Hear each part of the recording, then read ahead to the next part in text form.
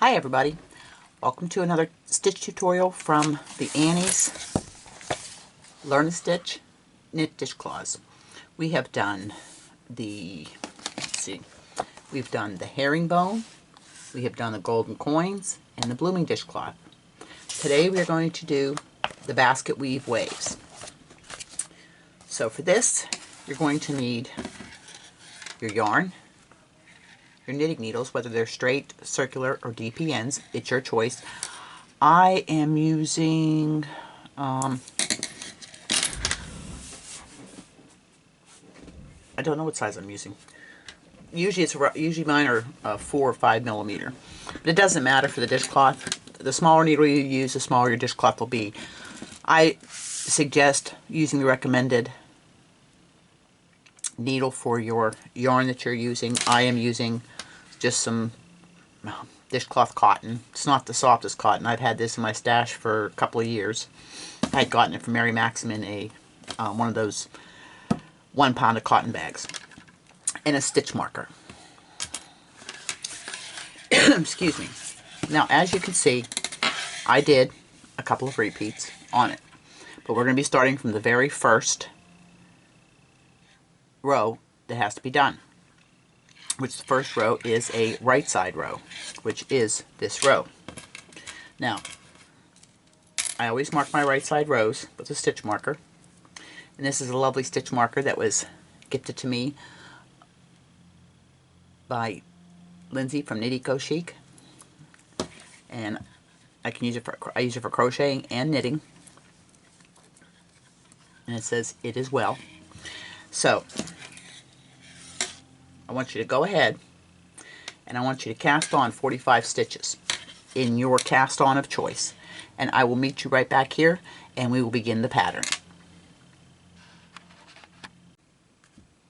Okay, you've cast on your 45 stitches.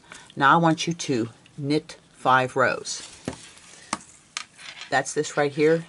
You will start with knitting 5 rows and you will end with knitting 5 rows. That is your garter stitch. So it's knit across, turn, knit across, turn. So every stitch is knitted, which gives you your garter stitch. And this is what your border is on your dishcloth, which is pretty common for a lot of dishcloths. So go ahead and do your 5 rows of knit, garter stitch, and I will meet you back here and we will begin with row 1. Okay, so let's see what it says for row 1. There is a chart if you decide to get this book, and I have put the link in every one of the videos, and I will do it again. But at the right side, we're going to knit 6, purl 3, knit 3, purl 3, knit 15, purl 3, knit 3, purl 3, knit 6. So I'm going to zoom in a little bit here so you can see what I'm doing. Oops. And I look at that, I drop a stitch right off the bat. I'll tell you what kind of day it's going to be.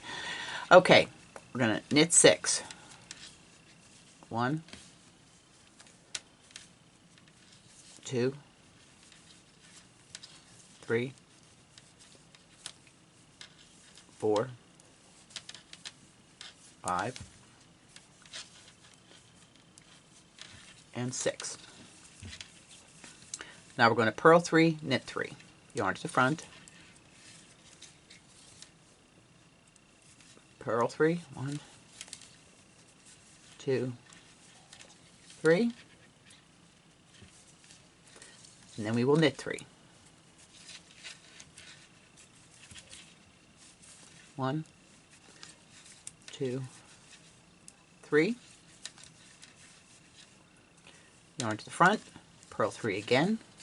1, 2, 3. Yarn to the back, and you're going to knit 15. 1, 2, 3, 4, 5,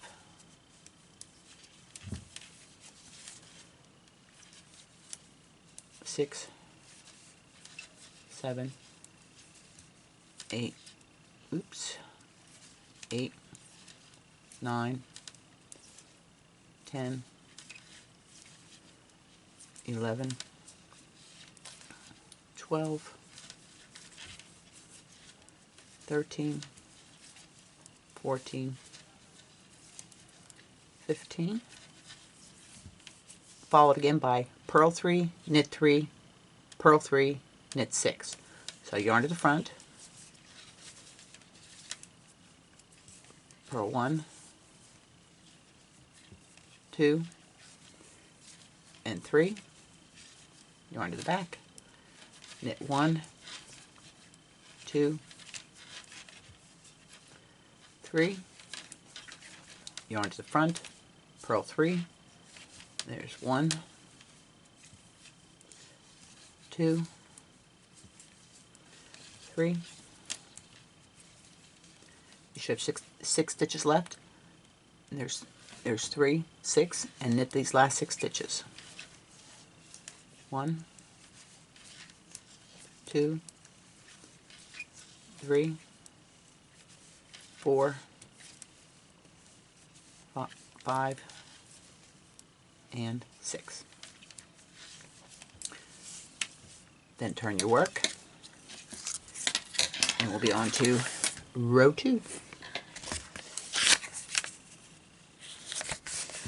Okay, row 2 is knit 3, purl 3, 3 times, then knit 9, then purl 3, knit 3, 3 times.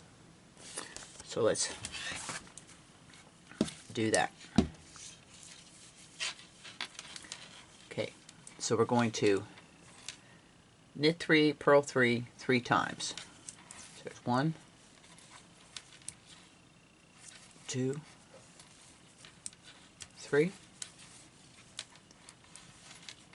purl 3, 1, 2, 3. That's 1. And do it. We have to do it 2 more times. So that's 6 stitches each repeat. So that's knit 1, 2, 3, purl 3, 1, 2, 3. It's 2 repeats. We've got 1 more to do. Get some more yarn here. Knit 3, 1, 2, 3, and purl 3. That is our 3 repeats.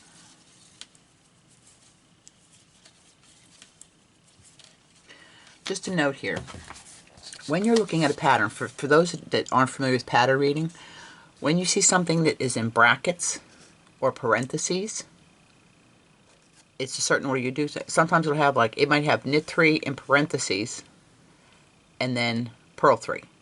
That means you're going to knit 3, then purl 3, and then outside the brackets it will give you how many times they want you to do that set of stitches.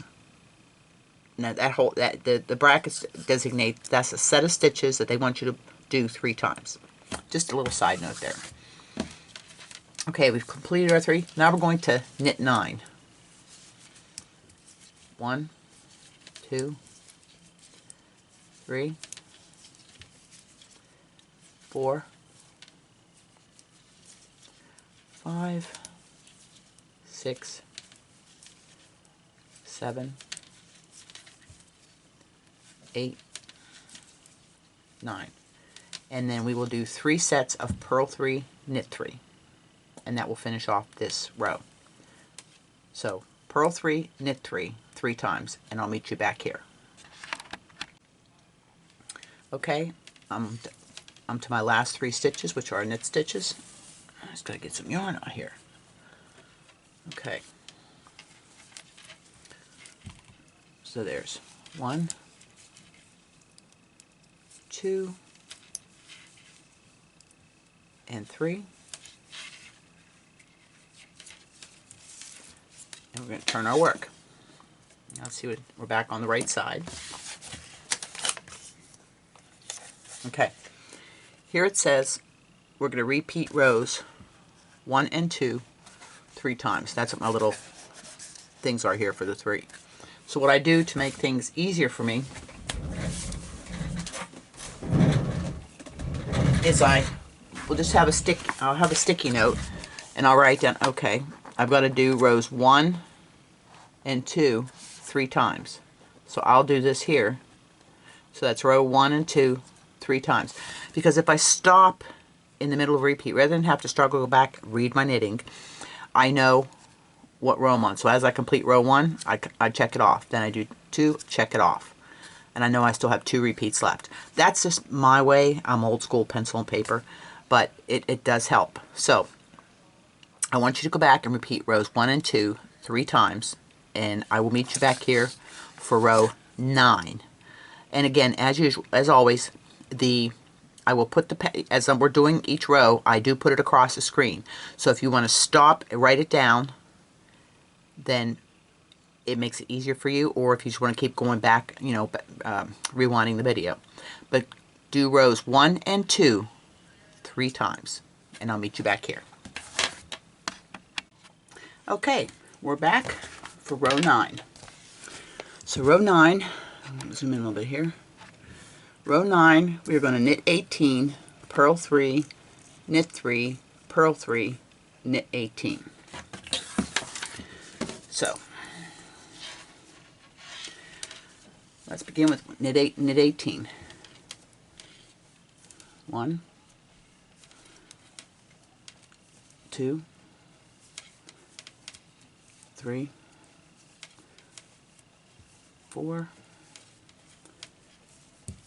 5, 6, 7, 8, 9, 10, 11, 12, 13, 14, 15, 16, 17. Now we're going to purl 3, knit 3, purl 3. Yarn to the front, purl 3,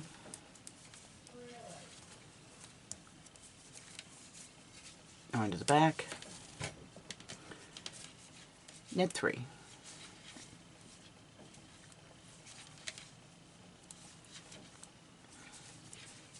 and purl 3, yarn to the front, and purl 3,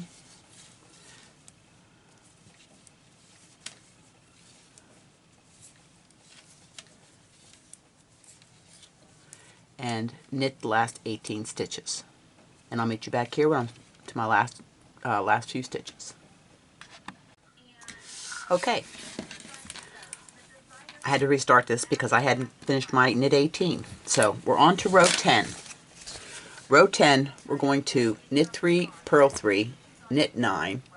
In the brackets, we're going to purl 3, knit 3 twice, then purl 3, knit 9, purl 3, knit 3. So let's begin. We're almost done with this first 11 rows. So we're going to knit 3, knit 1, 2, 3, yarn to the front, purl 3,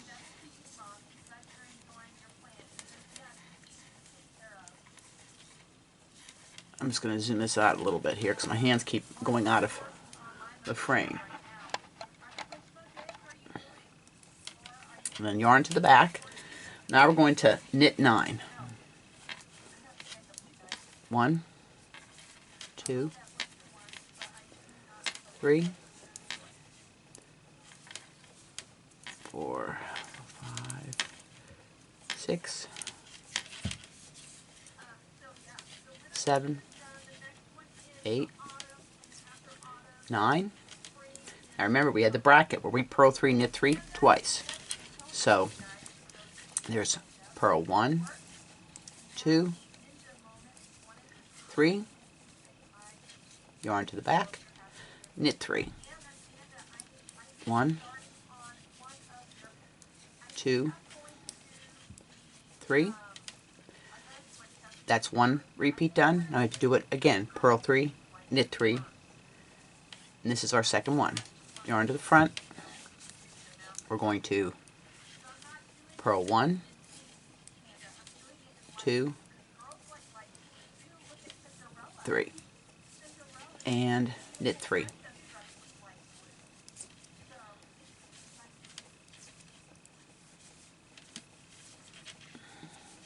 Okay, now we're going to purl 3, then knit 9. So yarn to the front, purl 3, purl 1, 2, 3, yarn to the back, knit 9, 1, 2, 3, 4, 5, 6, 7, 8, and 9, and we should have 6 stitches left. 3, 6, and we will purl 3, knit 3 to end the row. Yarn to the front, purl 1, 2, 3, and our last knit 3. Knit 1, 2, 3,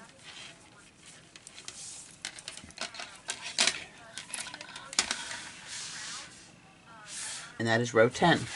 So on to row 11.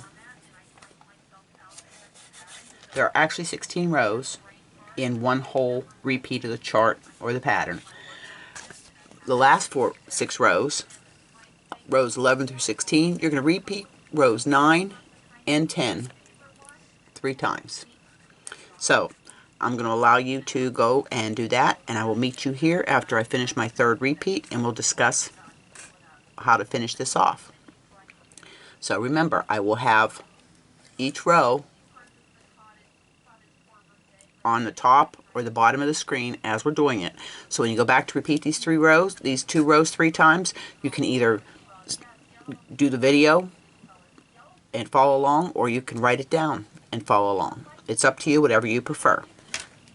So I'll meet you back here when I've got my 3 repeats of rows 9 and 10. Okay, I have finished my 3 repeats. Let's see what's next. That was rows 11 through 16 we just did by repeating rows 9 and 10 3 times. So let's see what it says. You repeat rows 1 through 16 until the piece measures approximately 8 inches. Okay, and you have to make sure you end with a row 8 or a row 16. Then you would knit 5 rows, bind off knitwise. Little hint, I'm doing a tutorial on a new bind off I found that I absolutely love. I have showed it in some of the videos or lives on the baby dress that I'm making, and I love the bind off. It is neater than the knit one, knit the second one, this past the first stitch over the second stitch. This is I learned it from Stephen West. So anyways, so you go ahead, you just continue doing rows 1 through 16, which really you have 2 repeats in here that you do 3 times, so it's really only 4 rows that you're repeating, and make it till it's as big as you want it to be. And as you can see, mine's a pretty big dishcloth. Let me put it out here. You can see how big it is. Well, let me get my measuring tape and we'll see how wide this one is.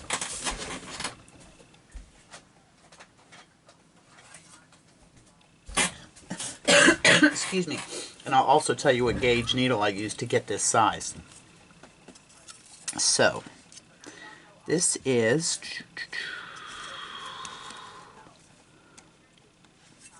5.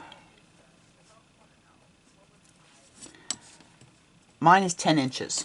Okay, it's 10 inches wide. And this here is 3 repeats of the pattern, and it gives me about 6 inches. So I'll probably do one more repeat, and then I will knit my 5 rows and then bind off.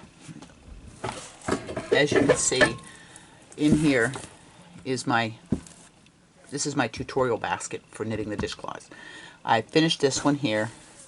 That's the blooming dishcloth. And then I've got to finish the golden coins. So I have them in here. This one's a little smaller, as you can see, because I used a smaller set of needles. But I will tell you what size needles I used. And I've had this thing probably 30 years or longer, 40 years maybe. So this is needle size.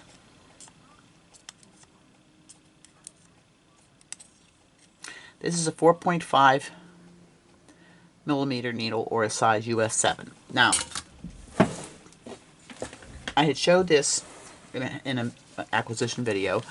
This was a kit that I got off of Amazon. I had got it. I was going to do socks 2 at a time, or magic loop, but I decided, nah, I have the highest set for that. But this here is my dishcloth knitting, and if I do a hat tutorial or something like that, and it's got all the different sizes, and I have one of my little Chiaogu, so I can measure, because it just has like a number 13, number 12. It doesn't give me my millimeters.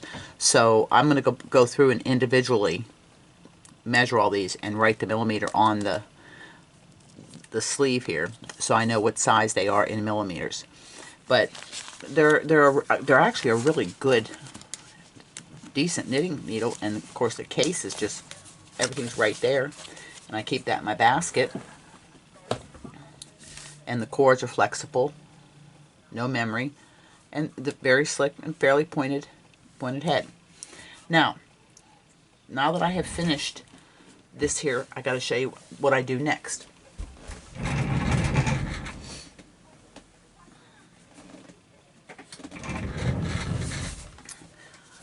Cotton is very drying to the hands, so while I'm doing dishcloths, especially if I'm doing a lot of them or working with cotton yarn, and it doesn't even have to be dishcloth cotton, it can be any cotton yarn or even a cotton blend.